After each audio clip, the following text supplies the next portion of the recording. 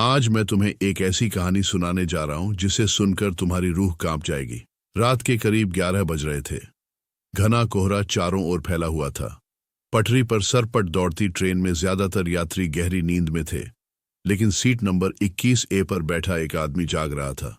लंबा कद, हल्की दाढ़ी और गहरी आंखें। ऐसा लग रहा था जैसे किसी गहरी सोच में डूबा हो। बगल में बैठा रोहित, जो दिल्ली से लखनऊ जा रहा था, उसे गौर से देख रहा था।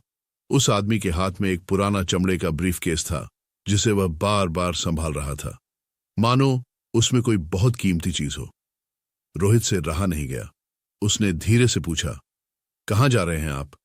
आदमी ने सिर घुमाया और धीमी आवाज में कहा, जहां यह ट्रेन मुझे ले जाएगी।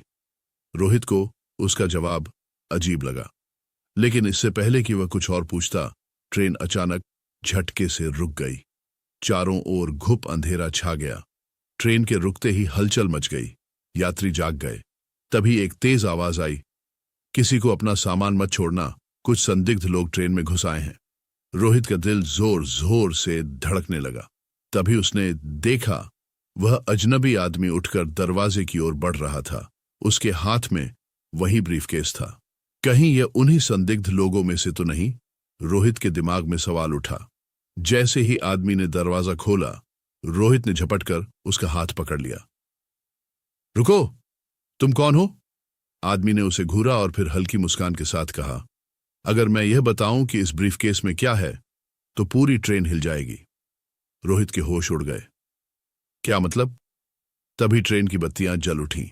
पुलिस का एक दस्ता डिब्बे में घुसा और उस आदमी को घेर लिया। शाबाश रोहित, एक पुलिस अधिकारी ने कहा। यह शख्स कई दिनों से पुलिस की नजरों से बच रहा था। इस ब्रीफकेस में करोड़ों के नकली नोट हैं। रोहित हैरान था। ट्रेन फिर से चल पड़ी, लेकिन उसके दिल की धड़कन अब भी तेज थी।